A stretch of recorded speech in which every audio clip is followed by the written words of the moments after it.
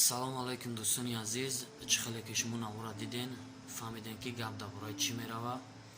Гап дар бораи клипи падар мерава, ки бисёр бародарон хоҳиш кардан дар комментария. Мо ҳамаи комментариҳои шуморо мехонем дӯстони азиз, ва чанд бародарон нависондан ки амра клипша пешкаш карда метавонӣ, ва мо тасмим гирифтем ки фикр ақидаҳои шуморо бифаҳмем, ки амра кунем стоит ҳастем, мақсад ки ба ҳаму расходе ки мо мекунем ба ҳаму арзанда аст ҳаме клипи мо, ки мақсад пешкаши шумо бигардонем ва розигии шуморо мо дар комментария интизорем.